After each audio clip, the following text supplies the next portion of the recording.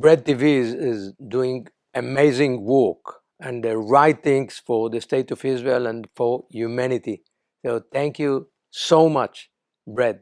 You are amazing. Continue operating. Wonderful, according to Christian values, Jewish values, for a better humanity. Thank you so much. Continue with your good work. Shalom, dear brothers and sisters at Brad TV and all of your listeners, all of the people who have benefited greatly from these 10 years of ministry. Congratulations. This is Eitan Shishkov speaking to you from Israel. We have benefited greatly. You have meant so much to the people of Israel, and all the more so in our times of difficulty. You have blessed the youth of Israel and mean so much to us. Thank you from our hearts for being so connected with us. We love this heart-to-heart bridge from Brad TV to Israel to the Fields of Wheat Ministry and all of the congregations in Israel. We say, Toda Rabba, Kamsamnida.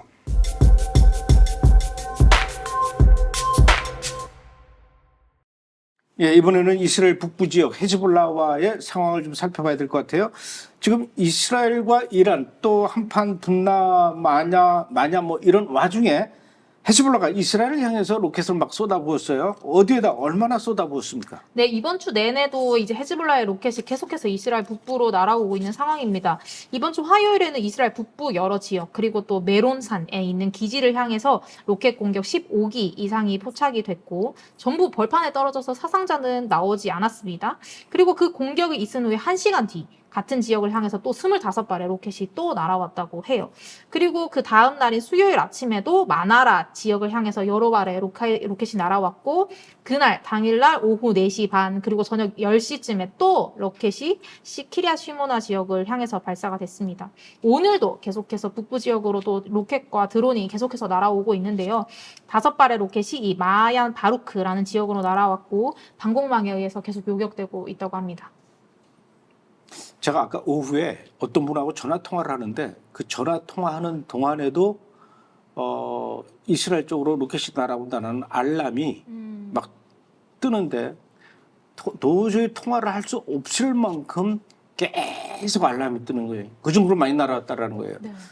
당연히 뭐 이스라엘이 보복 공격했겠죠? 네, 맞습니다. 화요일에는 이제 이스라엘군이 헤즈볼라가 보낸 2대의 드론을 격추를 했고 또 레바논 남부 지역에서 공습을 벌여서 2명의 헤즈볼라 대원 또 살해를 했습니다.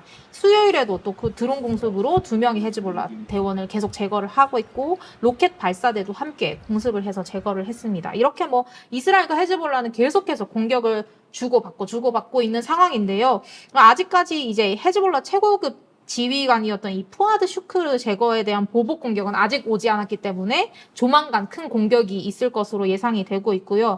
이스라엘 내부에서도 이번엔 헤즈볼라와 제대로 공세를 벌여서 이 6만 명이 넘는 주민들 집으로 돌아갈 수 있게 하자라는 이 국민들의 목소리가 계속 나오고 있어서 헤즈볼라와의 전면전에 대한 이 여론 점점 더 고조되고 있는 상황이라고 합니다. 그 뭐 이스라엘 국민들이 얼마나 지겹겠습니까?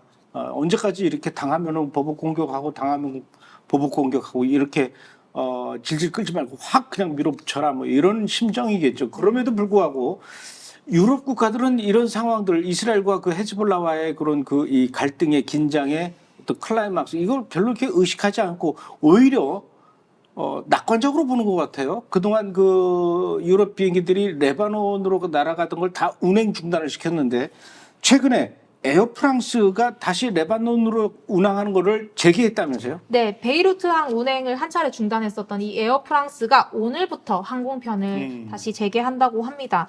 에어프랑스는 어제 이 목적지의 보안 상황이 진전됨에 따라서 15일부터 서비스를 재개할 계획이다라고 밝혔는데요. 이 에어프랑스는 사실 지난달 마즈달 샴스에서 있었던 이 축구장 공습으로 어린이 12명이 사망하지 않았습니까? 그때 이제 전면전 위기가 고조되면서 이제 지난달 29일부터 사실 베이루트 항행의 이 항공편을 중단을 한 바 있는데요. 근데 이제 뭐 에어프랑스가 운항을 다시 재개한 것은 이 지금이 휴가철 이다 보니까 많은 사람이 휴가를 떠나는 상황을 또 고려를 했다고 하고 또 프랑스에 거주하는 레바논 인구가 최대 25만 명에 이른다고 합니다. 그래서 항공 수요도 상당하기 때문에 현재 긴장이 조금 누그러졌다고 판단을 하고 바로 운항을 재개했다고 합니다. 근데 아까 조금 전에 이 기사를 보여주는 게 우리나라 언론 매체던데 맞습니다. 그 믿어도 돼요? 우리나라 언론 매체? 또 얘네들 우리나라 언론 매체들도 상태들이 안 좋아가지고 물론 얘네들도 뭐 남의 신문 베껴서 썼겠지만 네. 영혼 없는 기사 자주 들여다보지 마십시오.